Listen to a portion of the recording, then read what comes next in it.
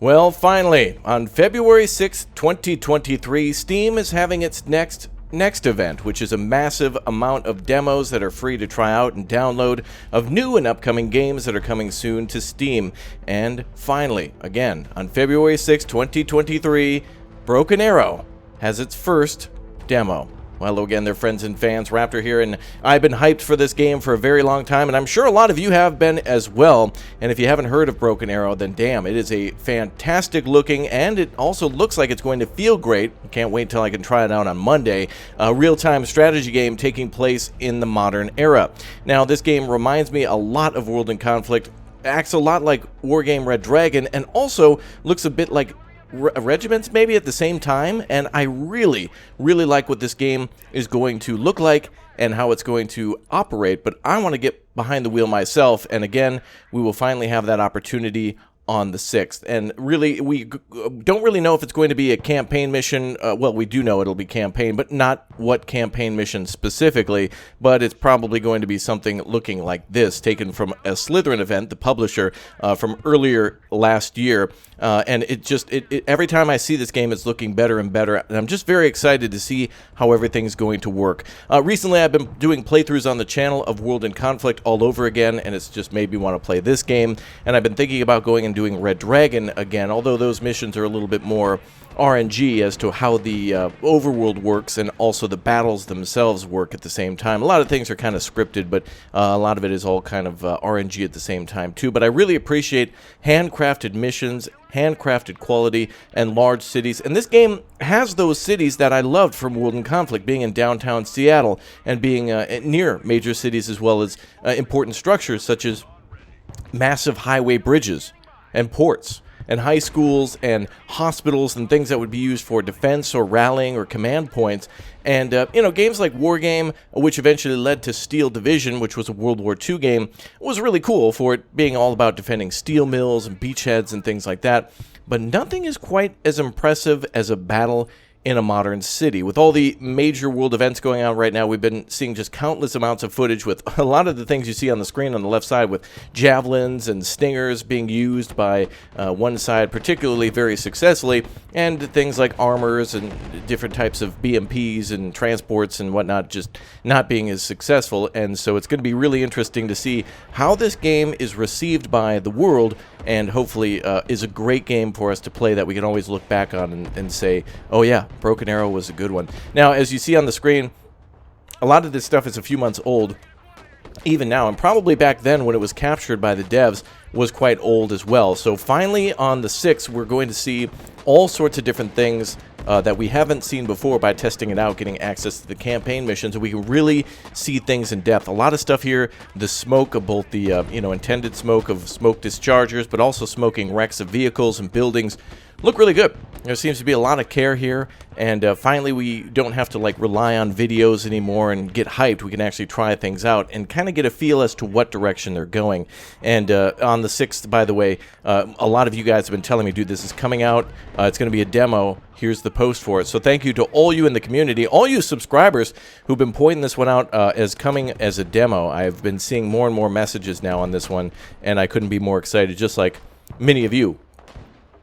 Now, the footage that we see here, again, is from a mission with the United States Marines coming from, I think they've landed from some sort of a carrier earlier, and then they'll be receiving more reinforcements like aircraft and helicopters and amphibious vehicles too. Hence, the Marines, right? They're going to be pushing their way through the city and then cross that channel or that canal there that leads into a port, and then move to the city on the other side. And I'm really hoping for more of these big events on Steam. I've been covering a lot of these next events, which have really been able to show off a lot of great games, such as The Troop on the channel, which is a turn-based World War II strategy game. And there could also be ones like Headquarters World War II coming out. Slytherin, the publisher of this, has a lot of great games that are in the pipeline for development, including this Broken Arrow. They're also working on a Terminator real-time strategy game that looks a lot more like World in Conflict than this one does. Of course, they've also been the ones to publish the recent Starship Troopers games, and they're also working on a modern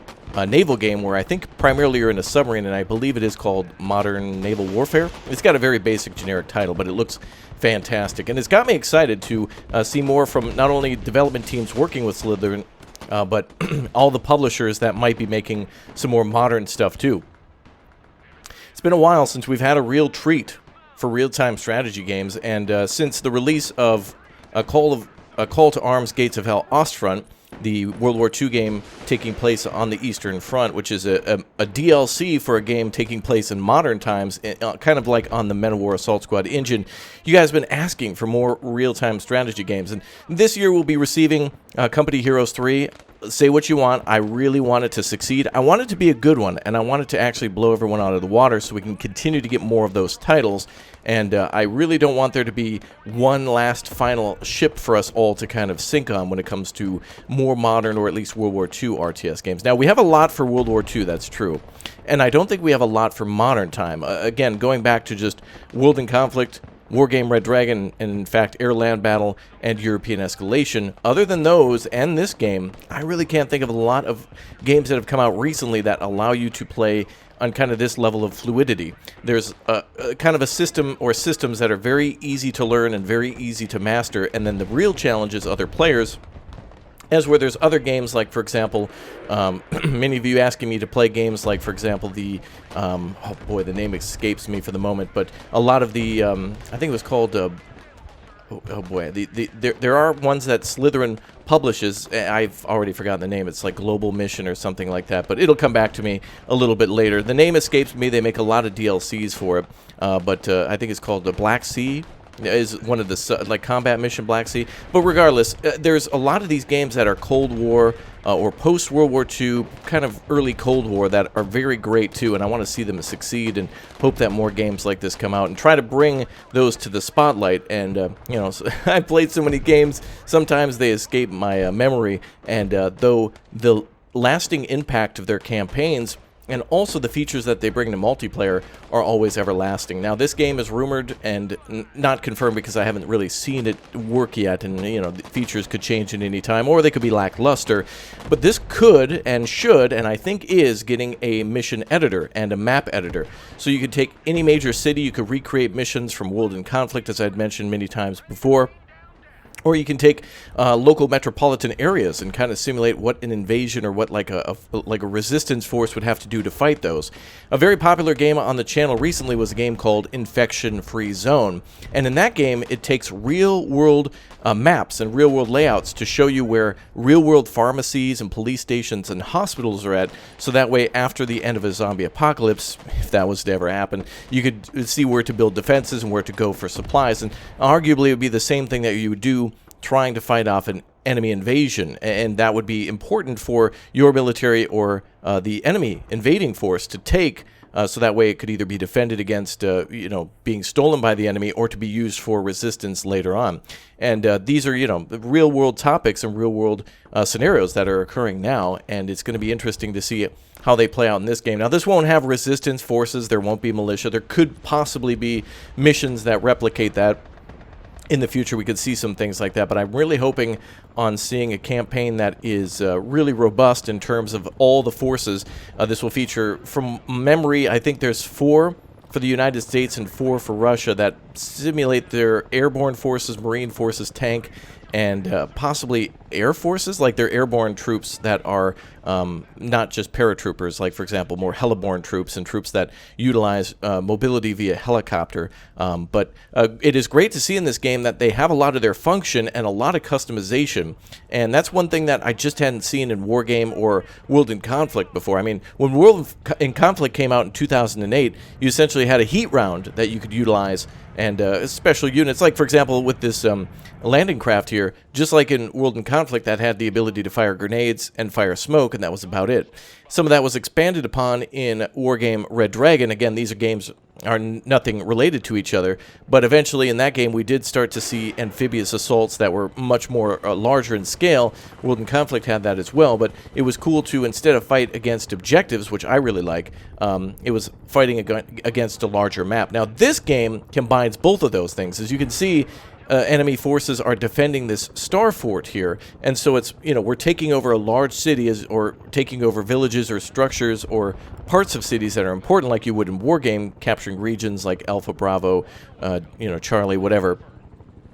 And here it's actually important landmarks. So things like hospitals, things like malls, ports, those are all going to be important to cut enemy activity and like secure military objectives. So it's really cool that it's combining both what I loved from all of those games, and I'm so happy that I played through World in Conflict recently to get a feel for that. And we'll probably have to play some War Game before we go into that again. Now, the publishers or the makers of Wargame Red Dragon have moved on to now start to make a more modern real-time strategy game known as Warno, and that shouldn't be forgotten either. However, that one mostly has just been focused on multiplayer, and it just seems like a way to breathe real life or more life back into the wargame community, and that's good, because there certainly are a lot of people who are very talented at that game, very good at spreadsheeting and micromanaging everything, every small squad, every unit, every transport.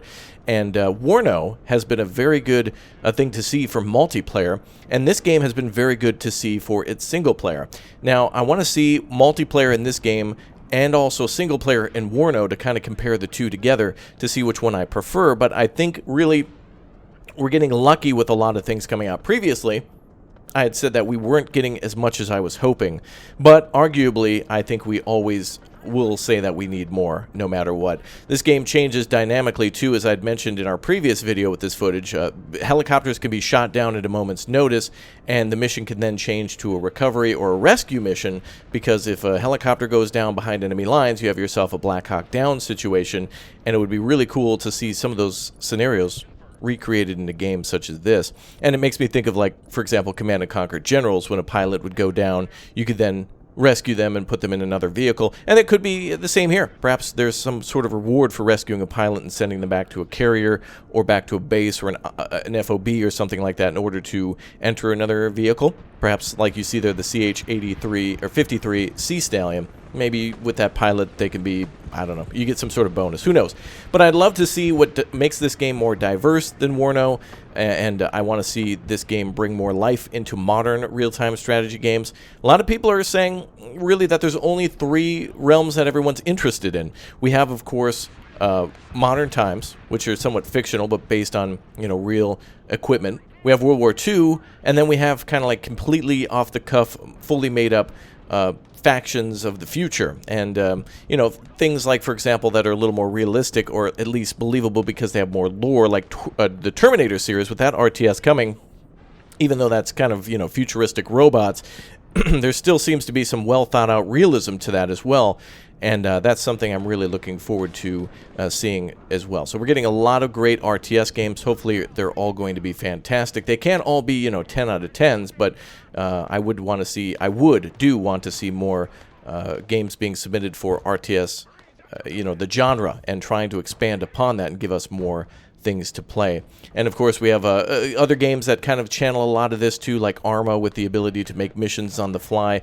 This game will have a lot of that with the map making. Arguably, this also looks a lot like City Skylines or Workers and Resources Soviet Republics. For those of you who watch the channel on the regular, we play City Skylines and City Builders all the time, and that might seem like it's not really going to apply to a game like this, but the mod making community is what's going to keep this and Warno and other games alive for many years to come, including Company Heroes 3, and so hopefully we will see additional units, additional factions, additional maps made, additional game modes, additional campaigns, and it would be really cool to see briefings pop up on the screen, maybe even voice acting or the opportunity to do that, and could make this game have just tons and tons of scenarios that are replayable time and time again. And so this game hopefully will be a game that has a lot of replayability past the main campaign. Going back to World in Conflict, one thing that made that game absolutely stellar and blow my mind was the campaign was just as damn good as the multiplayer, and the community there was pretty encouraging of, you know, utilizing specific tactics and very active in trying to share tactical aid points or TA points to call in what type of support was needed, where it was needed, when it was needed. And there was a lot of learning to do for a lot of players, but those who stuck around really just became crazy maniacs in terms of their ability to solve problems with the weaponry at hand, and then it expanded into the War Game series. So as we get into more complicated RTSs, I am happy to see that we're getting easy UIs and we're getting easy to issue commands, like, for example, the ability to tell units to fast travel on roadways or just to take cover in a forest or a building, and it's really easy to do. There's not a lot of having to tell a vehicle, like, you can give micro commands if you want to fast travel on a road first, then issue an order to evacuate the vehicle, and then tell the infantry to go to a building and then start occupying that. And even doing that sounds like it's going to be a lot of clicks and a lot of complication, but it's very simple to do, and a lot of these games share a lot of heart. That's got me excited. Now, I want to see more in terms of full motion video for this game, or like covering more cutscenes and creating a scenario for us. Would love to see a real world footage and or at least rendered cutscenes, and at least something that kind of creates a realm that's on par with Tom Clancy, which has been getting a horrible name lately. We could create a perpetual energy machine of him rolling in his grave for what Ubisoft has been doing for all the tacking on of Tom Clancy X this and Tom. There's been some great Tom Clancy games, like the all the Rainbow Six games and all the Splinter Cell stuff was phenomenal, and even the End Zone game from, or what was it, End Zone? I think it was End Zone or End Times or something like that. It came around the time of World in Conflict. You guys feel free to correct me, but I think we need some real good polish, and it's a shame that Tom Clancy hasn't been around for a long time to continue to make novels and to continue to be able to monitor, his namesake, and to give ideas for games and new things like, elite units of international units or national units and whatnot. And so hopefully we start to get more games that allow us to get those types of tactics and those types of polish in a game that's a real-time strategy game.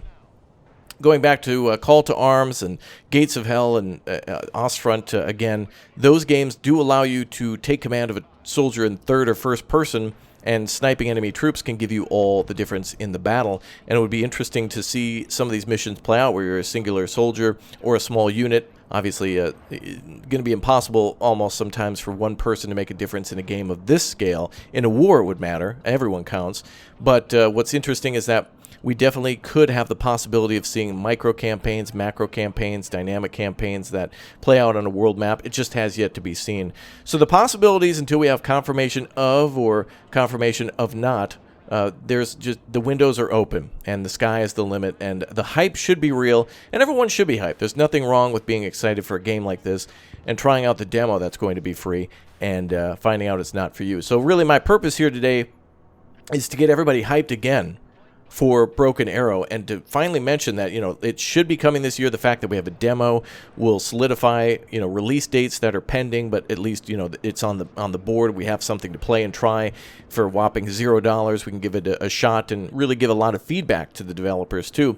I've been seeing more and more smaller dev teams being super open on Twitter and Discord and getting feedback from fans and players, showing screenshots and asking questions, giving feedback saying, this doesn't make sense, this is great, keep this, change that, or remove this part completely because it doesn't seem like it's going to add to the overall experience. And developers listening. They don't have to take our advice. They don't even have to listen to us, yet oftentimes they do, and they're really open to trying to make the game of their dreams, but also make something that is both new and familiar at the same time. They've got to appeal to people who might not have enough time to learn these types of games, but want to experience them and play them, and also, of course, to appeal to people who really want to be the best of the best and make every kill count. And so it's cool that everyone's going to try to, be included in these games, and that everyone has a chance to learn, and there's a lot of complexity to these, including all of the things that you can do to customize your aircraft and helicopters and troops and transports, giving them different types of guns and missiles and armament and bombs and things that can really change the course of the battle based on what you choose to go into the battle with. Obviously, an F-16 or an F-18 are very capable aircraft, but with the wrong ordnance, they can't really do much against infantry if they're fully loaded with anti-tank guided missiles, and vice versa. If it's tanks versus bombs, it might be harder to hit, harder to destroy, and but it's certainly going to be a game that not only do the aircraft get a lot of care and helicopters, but also those ground forces, with possibly being able to modify maybe even everything on like a Bradley, for example. I think we can choose all the different armaments of that as well. But it's cool to see the hovercraft coming in, cool to see in-game cutscenes. I'm hoping to see a dynamic score for this game, music that's really going to pump and be good and just channel everything that we loved about World in Conflict, if you remember it. Which, by the way, that game, look, just get that game, man. Please, do me a favor. Keep that damn game going and spread the word about it. And that game was like $2.50 on GOG a couple of weeks ago when I bought it, before I started playing it. Couldn't be happier that I bought it. I already own the collector's edition of it with a piece of the damn Berlin Wall, so just spread the word, get it out there. And the same goes for Wargame and many of these other games too. It's so cool to see game devs. I mean, there's really not a game today that's being made or has been made that devs have not played that game to be inspired to make their own game and expand upon it. It's impossible. It's impossible to make a game and not be inspired by something else that got you into the industry. And so for a lot of these guys who've been making these games for, this game's probably been in development for, 6+ years or so of, the talking and the planning and the initial thoughts about, can this be something that we can make? Is the technology there? Is there interest from the fans? Is this something that would appeal to people? Well, yes, damn it. And hopefully it's going to be a good one. So we've got a lot of things to learn in this game and a lot of things to do in this game. Now, if you've been watching the battle, currently we're seeing a lot of units pushing forward. And it, again, seems to be on the scale. It's reminding me of the mission from World in Conflict, the Liberation mission. The first one for the Soviets, where they push in and have a lot of tanks and helicopters, and there's artillery coming in. And in this, it doesn't seem to just be set dressing. A lot of World in Conflict was flash and flare, buildings exploding all around. But in this case, everything's done tactically, and so thus you have troops coming out of the forest and shooting, not just to look cool, but because they're actually trying to take a position. And we have artillery that we can call on an apartment block, which of course is important because if the enemy is not going to give up a position, then you have to hit it with artillery. And so a lot of things are not just to look cool, but to also serve a purpose. And we do see both on-screen assets like artillery and aircraft that can be here. But I think there's also, later in this mission, aircraft that will come in and drop bombs that are sent from a further away carrier that can kind of be off-map support. And so to see all that stuff would get me really excited and would make me feel as if it were almost on par with a Call of Duty mission. Like, for example, the AC-130 missions from long ago, where you would be in the AC-130 supporting a friend as they would then move around the map, and you, of course, had limited time to help them out. But, again, that's what multiplayer could channel in these types of games, where somebody has command of tanks and troops, and you have command of aircraft and helicopters, and you need to work together. And that's what was great about World in Conflict, the ability to specialize in this particular branch of infantry, tanks, artillery, or helicopters. And this kind of channels that too, again, with the Marines, the airborne, tanks, and infantry of all different types of specialties. And it's really cool to see. Obviously, units here are being panicked, and it's popping up smoke, and there's missiles going everywhere. So it's going to be cool to see how new players who've never really played, a lot of you guys who might download this demo or just getting it now because it's out as of Monday. And by the way, that's going on for just a week. I really want to see people who know nothing of these games struggle with it and be like, wow, I don't know what I was doing, but I really want to learn more. Or people who are pros and be like, that wasn't nothing. Can't wait to see more customization and like multiplayer matches and things like that. All right, we should see a bombing run coming in now too, or maybe it's actually an Arleigh Burke, so they might be calling in a off-map like a ground strike, ground bombardment. We'll have to see how it plays out, but just love to see that. Love to see like airborne assets. Love to see, actually it's cruise missiles. Very nice. Yeah, I'd forgotten about that. I thought it was like an artillery strike, but no, it's actually cruise missiles coming in. Yeah, delivering a real nice punch from where the enemy might be regrouping or coming in for another attack. Damn, that's cool. So hopefully this isn't just a scripted mission that only allows you to have this this ship for this mission, but hopefully that is something that we can do repeatedly to have airborne support, naval support, and support from everywhere. And it's going to be cool to see maybe more factions added to this. I'd love to see Germany and the UK come in eventually. This game's scale could be much larger. I'm not sure, again, what's confirmed or what's not. There's a lot of information coming out as to what will happen, what won't. But honestly, I just want to say everything is hearsay unless I've read it from the devs personally or unless I get a chance to actually play it. And I feel like proof is going to be in the pudding here, and the pudding is simply only playing a demo for free. So when you get a chance to have your hands on it, make sure you give all the feedback in the world to the devs so we can make this a damn good game that everyone can say that they help to develop in some sort of way. You know, giving feedback is a very important thing, and your voice is important to be heard. So obviously you can only make something better with knowing of the knowledge that it's not as great as it could be, or things could be different in many ways.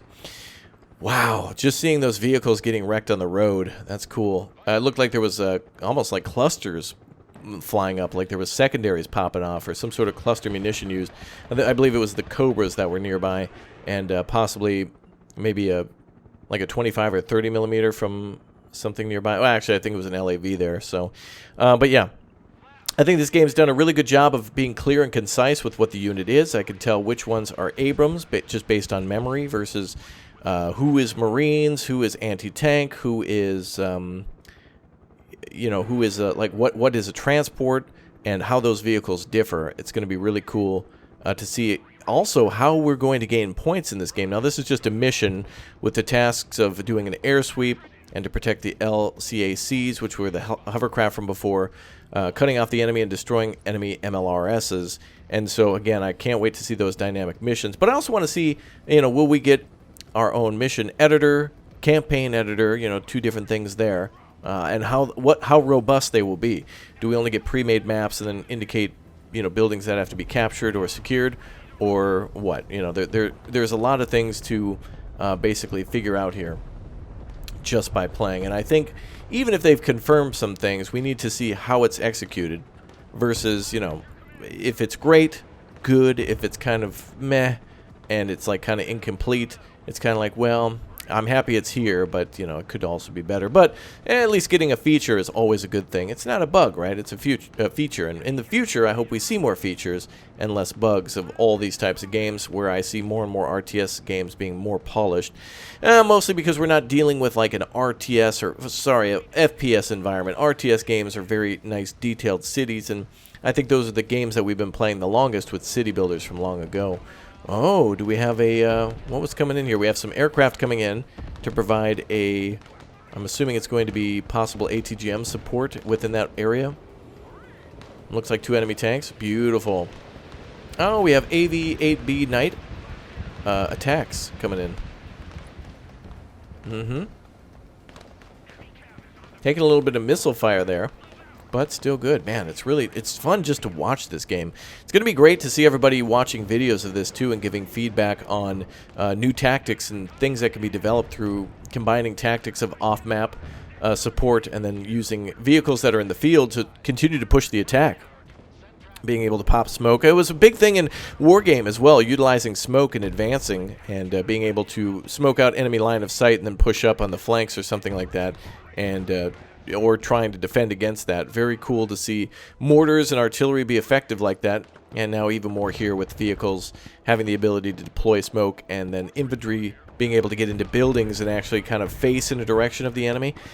You know, that way you have 4 sides of a massive apartment structure, and you got tanks coming from the east side. Then you want all your ATGMs to be on that east side, and troops firing javelins off the roof and around the building in order to provide that support. So I hope we get to see more details like that, like positioning troops. And also interesting builds to find out what tactics people come up with the most and ways to counter those. But that's just something that's going to come in time. So of all the games that I played over the years, I was certainly the most impressed by World in Conflict, and then equally with the Wargame as well, with being a fantastic campaign for that, covering all topics like, for example, the transfer of Hong Kong to Japan, or to China. Sorry, I was thinking of Japan for a moment, as those, I think units in Japan... No, they're not part of that campaign. But Japan has its own campaign as well, where you get to play as the Soviets and invade Japan. And I do hope for those fictional scenarios like this. I thought it was great that Wargame channeled World in Conflict by having the fictional invasion of Japan from the Soviets, and having, you know, the Chinese invade Hong Kong, and the second, or rather, actually kind of like third Korean War, with the troops pouring across the border too and trying to take South Korea.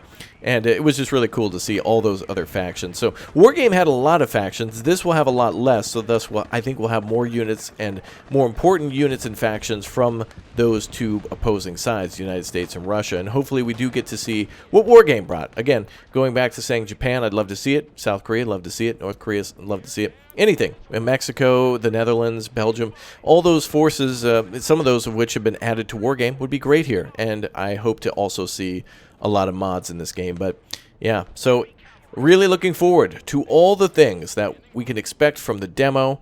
Going to rip it apart, take a look at every little piece of the editor, both in the customization of units and also the mission editor and also map editor, which I don't think we'll get access to, as well as the campaign functions, and taking a look at how this footage here that we're seeing today from months ago differs from the demo, which could show us how much progress could be made between the demo and the eventual release of this game in 2023. A lot of you will ask, when is it coming? What will it have? It will have multiplayer. It will have single player. It'll have a campaign. It'll have editors. It'll come in 2023, hopefully. And of course, will be for PC, and I don't think we'll see any sort of console port or development on this game for a very long time, if at all. But I hope that within the next few years after its release, we can say that Broken Arrow was one that certainly lived up to the hype, especially for RTS games that just simply don't get all the love in the world. And that's going to be a good thing. Hopefully more people play it. Hopefully more people keep an open mind. And hopefully a game like this, especially the free demo, attracts a lot of people to play. And hopefully a lot more people want to check out something like Broken Arrow in the future. So if you got a chance to play the Broken Arrow demo after watching this video, come on back and let me know what you think about it. If you got a chance to play at any time, just go ahead and let me know what you think. And I hope to see you all sometime in the future for more footage on Broken Arrow and many other games on the channel. Again, thank you very much for subscribing, turning on the notification bell, and becoming members by clicking and tapping that join button down below. And thank you very much, everyone, for watching.